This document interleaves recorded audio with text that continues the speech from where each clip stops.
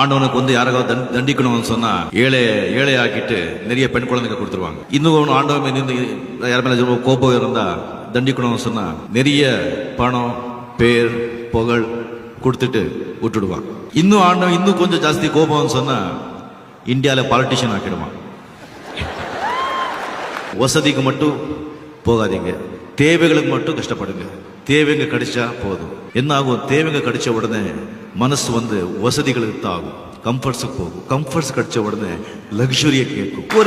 ஒரு சின்ன டிவி, ஒரே ஒரு கார், ஒரு ரோம், அந்த மாதிரி தேவைகளோடு எடுத்துக்கிட்டா வாழ்க்கை ரொம்ப சந்தோஷமா இருக்கும், ரொம்ப நல்லா இருக்கும். எனக்கு வந்து இந்த பணம் பேர் புகழ் நான் சத்தியமா நான் எதிர்பார்க்கல. நான் எதிர்பார்த்தது ஏதோ ஒரு சின்ன கேரக்டர்ஸ், ஒரு வில்லன் கேரக்டர்ஸ் பண்ணிக்கிட்டு ஒரு ஸ்கூட்டரை வச்சுக்கிட்டு ஒரு வில் ஸ்வீட்டர் சிகரெட்டு ஒரு சின்ன ஒரு 1 bedroom ஃப்ளாட் வாங்கிட்டு எல்லாம் சொல்லிட்டு நான் இது பண்ணுறேன். ஆண்டவன் இவ்வளோ கொடுத்துட்டு அதை காப்பாற்றிக்கிறதுக்கு அப்போ எல்லாம் நான் கஷ்டப்படல. ஃபிலிம் இண்டஸ்ட்ரிக்கு வரதுக்கு முன்னால் கஷ்டப்பட்டேன்.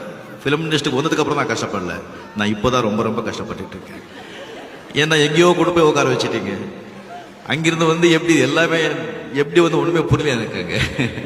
ஸோ அந்த அன்பு ஆதரவுக்கு நான் எப்படி நன்றி சொல்லுதுன்னு தெரியல.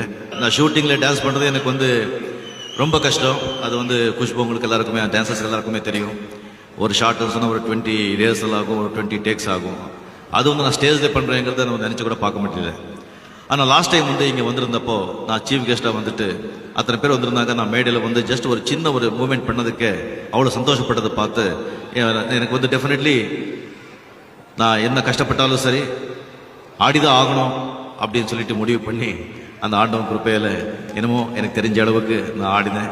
ஸோ உங்களுக்கு சந்தோஷப்பட்டிருப்பீங்க அப்படின்னு நான் நினைக்கிறேன். ஒன்று நான் என்னுடைய ரசிக பெருமக்களுக்கு நான் ஒன்று சொல்லிக்க விரும்புகிறேன். தயவு செஞ்சு அட்வைஸ் அப்படிலாம் நினைக்காதீங்க. அந்த அளவுக்கு நான் வளரல. தயவு செஞ்சு உங்கள் அப்பா அம்மா தான், தகப்பனார் தான் நடமாடும் தெய்வங்கள். அந்த அப்பா கடவுளெல்லாம் விட்டுடுங்க. Who is God? கடவுளெல்லாம் விட்டுடுங்க. அப்பா அம்மா தான். அவங்கள நீங்கள் சந்தோஷமாக பார்த்துக்கிட்டீங்கன்னு சொன்னால் உங்களை ஆண்டவர் ரொம்ப சந்தோஷமாக வச்சுப்பான். அதை விட பெரிய பூஜையே ஒன்றுமே கிடையாது. அப்புறம் 14 வயசுலேருந்து 30 வயசு வரைக்கும் ஓன்லி 16 இயர்ஸ் எல்லாருக்குமே ஆண்டவன் this a golden period, golden time. அது அந்த 16 வருஷத்துல தான் நீங்கள் கரெக்டாக படித்து நல்ல வேலையில் சேர்ந்து